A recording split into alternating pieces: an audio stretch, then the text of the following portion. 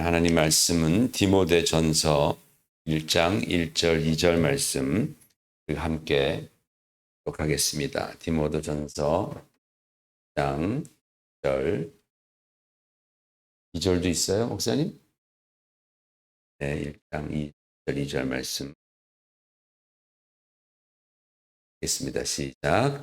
우리 구주 하나님과 우리의 소망이신 그리스도 예수의 명령을 따라 그리스도 예수의 사도된 바울은 믿음 안에서 참 아들 된 디모데에게 편지하노니 하나님 아버지와 그리스도 예수 우리 주께로부터 은혜와 긍휼과 평강이 내게 있을지어다. 아멘. 오늘부터 토요일 아침마다 디모데 전서를 우리가 차근차근 꼭꼭 씹어서 이렇게 밥을 먹듯이 묵상을 하려고 합니다. 지난번에 우리가 55주 정도에 걸쳐서 했던 골로새서를 사도 바울이 감옥에서 썼다 그래서 옥중신이라고 본다면 디모데 전후서는 목회서신이다라고 그렇게 제목을 붙입니다. 왜냐하면 젊은 디모데가 에베소 교회라는 아주 중요한 교회에서 사역을 하게 되었는데 젊잖아요. 그래서 사도 바울이 그가 목회에 필요한 여러 가지 많은 조언과 가르침들을 적어서 보낸 편지가 바로 이 디모데 전후서입니다. 목회서신이라는 별칭을 붙여줍니다. 그래서 이 서신서는 목회자들에게 굉장히 중요한 지침서의 역할을 한다라고 그렇게 말을 합니다. 그렇다고 해서 목회자에게만 중요하고 평신도에게는 별로 중요하지 않다라는 말씀이 절대로 아니다라는 겁니다. 왜냐하면 이 디모데 전후서도 하나님의 말씀이고 또 우리의 신앙과 그리고 교회 생활, 신앙과 교회 생활을 누가 합니까? 우리 모두가 다 하지 않습니까? 그 신앙 생활에 굉장히 중요한 말씀들 때문에 저와 여러분 모두에게 너무나 귀한 말씀입니다. 게다가 베드로 전서 2장 9절에 보면 이런 말씀이 있죠. 여러분 잘 아시는 말씀 같이 한번 읽어보겠습니다. 시작. 그러나 너희는 택하신 족속이요 왕 같은 제사장들이요 거룩한 나라요 그의 소유가 된 백성이니 그랬습니다. 이것은 여기서 너희는이라는 말은 예수님을 믿는 모든 사람 하시는 말씀입니다. 그러니까 저와 여러분 모두가 다 왕 같은 제사장이다. 왕 같은 제사장. 어찌 보면은 목회자보다 훨씬 더 고귀한 직분 아닙니까? 그래서 우리가 이 왕 같은 제사장들로서 모두가 다 주님의 말씀을 그 무엇보다도 가장 귀하게 여겨야 할 직분자 그런 말씀입니다. 자, 앞으로 디모데 전서 이 목회 서신을 통해서 우리가 어떻게 교회 안에서 신앙생활을 해 가야 하는지에 대해서 우리가 잘 배우고 또 배운 대로 실천하게 되면 우리는 정말 멋지고 품위 있는 그런 그리스도인이 될 것입니다. 남들이 와서 볼 때, 야, 정말 교회 성도들은 정말 품위가 있다. 이분들은 정말 그리스도인이라 불리우기에 부족함이 없는 분들이다. 그러한 또 칭찬을 받게 되고 그것이 곧 하나님께 영광을 돌리는 일이겠죠. 하나님의 말씀으로 말미암아 그렇게 변화되는 것. 좋은 교회를 만들어 나아가기를 함께 힘쓰시기를 부탁을 드립니다. 디모데 전후서가 또 우리에게 굉장히 기대가 되는 말씀들입니다. 1절 말씀에 우리 구주 하나님과 우리 소망이신 그리스도 예수의 명령을 따라 그리스도 예수의 사도가 된 바울은이라고 말씀했습니다. 사도 바울은 먼저 자신이 받은 이 사도 직분에 관해서 말씀하는데 이것이 예수 그리스도의 명령을 따른 것이다라고 그렇게 규정을 하고 있습니다. 내가 사도가 된 것은 주님이 그렇게 명령하셨기 때문이다. 그런데 이 말씀을 하기 바로 전에 참 우리가 한번 짚고 넘어가야 할 표현이 나오는데 1절 맨 서두에 뭐라고 나왔습니까? 우리 구주 하나님이라는 표현이 나옵니다. 우리 구주. 이게 너무나 당연한 표현 같이 느껴지시겠지만은 여러분 우리가 구주를 영어로 하면 뭐죠? 세이비어잖아요. 세이비어. 그죠? 세이비어. 구세주, 세이비어입니다. 이걸 헬라어로 말하면 소테르라고 말합니다. 테르. 테르가 구원자, 구주라는 뜻입니다. 그런데 여러분 우리가 구주하면은 이 세이비어 하면 자동적으로 누굴 생각해요? 예수님을 생각하잖아요. 그죠? 예수님을 생각한단 말이죠. 왜냐하면 구원자, 예수님이 구원자라고 이제 성경에 나와 있잖아요. 예수의 이름은 너희를 죄에서 구원할 구원자이심이라. 그랬는데 헬라어로 구원자, 소테르를 히브리어로 바꾸면 헬라어 소테르를 영어로 바꾸면 세이비어고 또 헬라어 소테르를 우리나라 말로 바꾸면 구원자, 구주이지만 히브리어로 바꾸면 뭐겠어요? 예슈아예요. 예슈아. 예슈아. 호슈아입니다. 예슈아입니다. 그러니까 이 우리 구주 하나님을 이 히브리어를 아는 사람들이 볼 때는 우리 예수와 하나님이라고 읽혀지는 거겠죠. 구주가 예수하니까 히브리어로 하나님. 그래서 이 사도 바울이 이 구주 구원자 이 예수와라는 히브리어 단어를 헬라어로 바꾸면 소테르지만은 그것을 하나님 앞에 붙이고 있다라는 거예요. 그리고 나서 또 한번 우리의 소망이신 그리스도 예수라고 그렇게 말하고 있습니다. 물론 신학자들의 이제 주석을 보면은 여기에 먼저 처음에 나온 구주 하나님은 성부 하나님을 뜻한다. 그리고 그 다음에 소망이신 예수 그리스도는 성자 예수님을 가리킨다. 그렇게 해서 우리의 구원, 하나님께서 우리에게 주시는 그 구원이 성부 하나님과 성자 예수님 그리고 그 안에서 역사하시는 성령 하나님의 이 삼위일체적 역사 가운데에 이루어지는 일임을 강조하고 있다라고 그렇게 해석을 합니다. 받은 구원이 정말 성부, 성자, 성령 하나님의 이 합동 작전으로 말미암아 우리에게 이루어 주신 것이다. 얼마나 귀합니까? 그럼에도 불구하고 우리 구주 하나님이라는 표현은 또한 우리의 구주 되신 예수님께서 하나님이시다 하는 의미도 하게 들어가 있는 거죠. 우리를 구원하신 예수님께서 그분이 바로 또한 하나님이시다.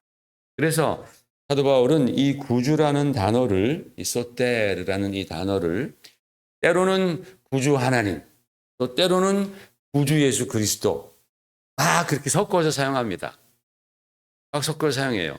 그렇게 하면서 우리 신앙에 굉장히 중요한 두 가지의 기초를 놓고 있는데 첫째는 이 구원이라는 것이 그것이 삼위일체 하나님의 역사다라는 너무나 귀중한 진리의 말씀을 우리에게 전하고 있고 두 번째로는 예수 그리스도의 신성에 대해서 말씀합니다.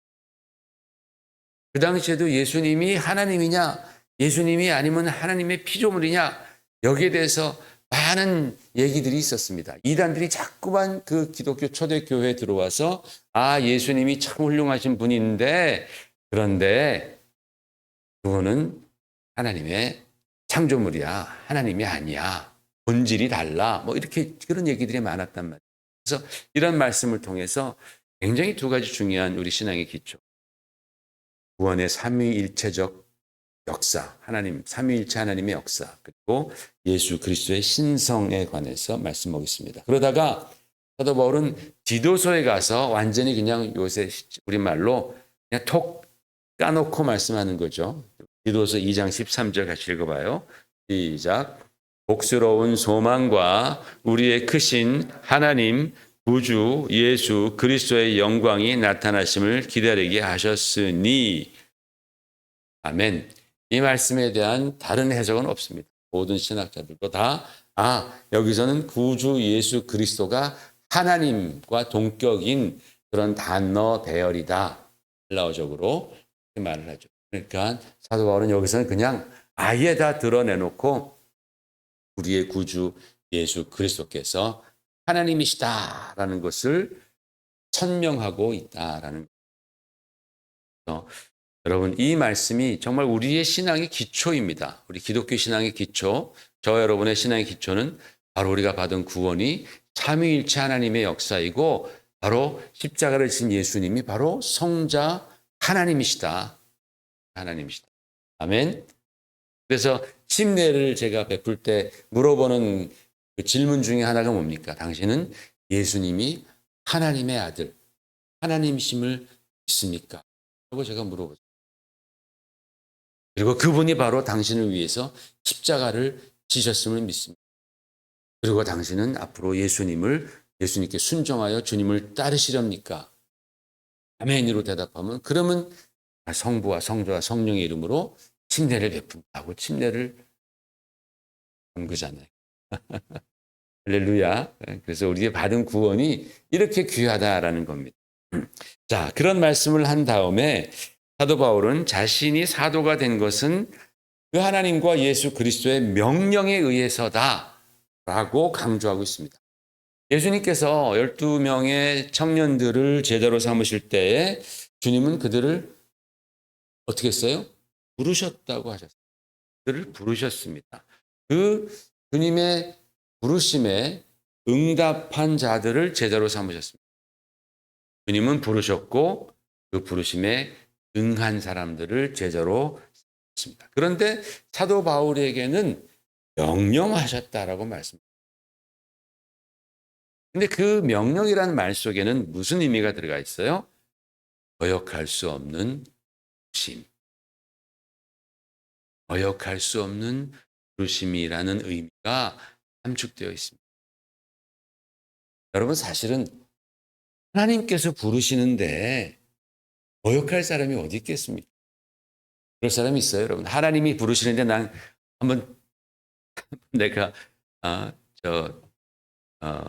고집 부리면서 내가 한번 거역해 보겠다.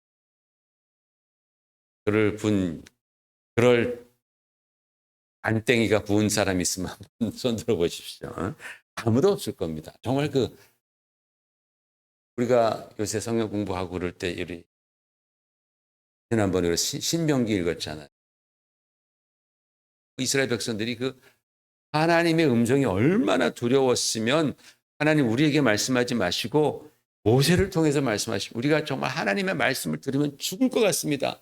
모세를 통해서 말씀하셔도 우리가 다 순종하겠습니다. 그랬잖아요. 이스라엘 백성들이. 그런 하나님께서 직접 나에게 우리와 같은 소리로 말씀을 하신다면 그 말씀에 거역할 배짱 있는 사람이 세상에 어디 있겠습니까? 아무도 없습니다. 그렇기 때문에 주님의 부르심 곧 명령이 되는 줄 믿습니다. 사도 바울이 그 주님의 부르심을 명령으로 받았다라는 말씀입니다. 그럼 여러분, 사도만 그렇습니까? 사도로의 부르심은 거절할 수 없는 부르심이고 장로는 거절해도 되고 목사의 부르심은 거절해도 되고 사모의 부르심은 거절해도 되고 그런 겁니까? 목사님은 거절하면 안 되지만 집사는 내가 거절해도 돼. 그럼 이제 집사님 좀 받으시죠. 그러면은 내가 안 됐어요. 너무 겸손하다 보니까 감히 거절을 하죠. 그죠? 너무 겸손하다 보니까. 목회자로서의 부르심을 받은 분들도 다 보면 한때는 굉장히 많이 고민을 합니다. 야, 내가 가야 할 길이냐? 내가 너무나 부족한데. 나도 다 인간적으로 똑같은데. 아니, 더 놀기 좋아하고 더 뺀질거리는데 목회자가 돼도 되나? 근데 주님이 부르실 때 거역할 수가 없다. 네. 하나님의 부르심 때문에. 그래서 여러분, 모든 직분이 다 주님의 부르심이고 주의 명령인 줄 믿으시길 바랍니다. 주님이 부르시는, 제 친구가 한국의 대형 교회를 다니는데 그 교회는 매년 집사들을 임명하고 또 그 이제 집사님이나 장로님이나 이런 분들을 부서를 매년 이제 이동시키는 거예요. 한 번은 성가대 대장도 시켰다가 한 번은 무슨 여기 주차 팀 또 팀장으로 시켰다가 이렇게 이동을 시키지 않습니까? 한 번은 재정부에서 일했다가 또 한 번은 교부에서 일했다가. 그런데 그렇게 이동시킬 때 명령서를 낸다는 거예요. 이 교회는 교회에서 명령서를 낸대요. 처음에는 그 말을 듣고 좀 웃겼습니다. 아니, 교회에서 무슨 명령서를 내나 그랬는데, 많이 생각해 보니까 그게 맞는 것 같아요. 물론 교회에서 이렇게 명령서를 낸다고 해서 거절하는 사람이 아예 없는 것은 아니지만, 그만큼 그 주님의 부르심, 교회의 직분은 참 무게가 있고 성스럽다라는 것을 보여주고, 직분들이 정말 무게가 있는 겁니다. 또 들어온 것입니다. 하나님이 주신 때문에 그렇습니다. 여러분, 받은 직분에 대해서 얼마나 귀하게 여겨야 하는지 생각하시기를. 그러므로 그 직분들을 절대로 경히 여기지 말기를 부탁을 드립니다.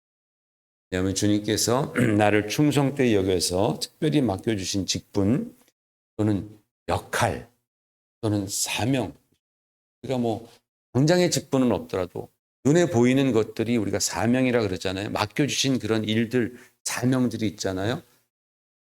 주님께서 나에게 맡겨주신 사명이다, 역할이다 라고 여기고 잘 감당할 때에 하나님의 크신 축복이 있다라고 성경은 말씀합니다. 그래서 디모데 전서 3장 15절 말씀을 함께 볼까요? 이 3장 15절 제가 잘못 드렸네요. 3장 13절이었군요. 죄송합니다. 제가 읽겠습니다. 3장 13절. 집사의 직분을 잘한 자들은 아름다운 지위와 그리스도 예수 안에 있는 믿음에 큰 담력을 얻는다. 같이 읽어볼까요? 시작. 집사의 직분을 잘한 자들은 아름다운 지위와 그리스도 예수 안에 있는 믿음에 큰 담력을 얻느니라. 이게 무슨 말입니까? 우리가 집사라는 직분뿐만 아니라 우리가 그 외 모든 다른 직분들을 우리가 잘 감당하면, 나에게 주어주신 역할을 잘 감당하게 되면 아름다운 지위가 생긴다. 우리의 영혼에 그 직분 잘 감당할 때 우리 영혼에 큰 유익이 있어요. 우리 영혼에 유익이 생기면요, 우리의 심령이 빛나게 되겠죠. 우리 심령이 살찌게 됩니다. 영적으로 빛나게 되면요, 멋진 형제, 멋진 자매가 입니다. 저 자매님, 저 자매님, 저 집사님, 저 장로님 참 멋지다. 본받을 만하다. 멋진 그리스도인이 되는 거죠. 그리고 그런 분들은 신앙에 담대함을 얻는다라고 말씀을 하고 있습니다. 여러분이 그러한 그리스도인 되시기를 주의 이름으로 축원을 드립니다. 어떤 분들은 선생님, 저는 아직 직분이 없습니다 라고 말씀할 수도 있습니다. 여러분, 모든 직분 중에 가장 귀한 직분이 성도입니다. 성도를 성경에서는 saint라고, 영어로는 saint라고 말을 합니다. saint. 세인트는 성자라는 소리 아닙니까? 굉장히 굉장히 아주 감당하기 힘든 그런 호칭이 세인트입니다. 성도입니다. 여러분 성도 맞죠? 우리 성도 맞습니다. 예수 그리스도의 은혜로 죄사함 받고 의로워진 거룩한 성이라고 아까 베드로 거룩한 양 같은 제사장이고 성도의 직분은 집사의 직분, 장로, 목사, 권사 이런 것보다 더 경이로운 직분, 어떻게 보면 더 힘든 직분입니다. 왜냐하면 집사나 목사라는 직분은 사역에 초점을 일에 초점을 맞춘 기능직 직분. 그런데 성도는 예수님과의 관계로부터 규정되는 훨씬 더 본질적이고 존재론적인 직분입니다. 아까 것이 기능적 직분이라면 성도는 생태적 직분. 피할 수가 없는 거예요. 숙명적인 겁니다. 그러니까 성도가 되었다라는 것은 예수 믿을 때 내가 성도가 되었다라는 것은 이것은 피할 수 없는 역할이 나에게 주어졌다라는 거예요. 피할 수 없는 위치. 어떤 위치냐? 예수님을 거룩한 주님을 닮아가야 하는 세인트. 얼마나 귀한 직분입니다. 그리스도 안에서 하나님의 자녀가 된 자들은 모두가 다 직분자. 하나님의 명령을 받은 자들이 예수를 나가야 한다. 주께서 맡겨주신 이 사명을 감당해야 한다. 그러한 아주 하늘로부터 내려온 거룩한 명령, 성스러운 명령을 주님의 부르심, 주님께서 우리에게 부탁하셨지만 거절할 수 없는 부탁이므로 명이 된다. 그래서 저와 여러분에게 맡겨주신 직분과 사명을 세례명으로 잘 들어 섬기는, 그래서 여러분의 삶 가운데에 정말 믿음 가운데 담력을 얻는 그리스도인 되시기를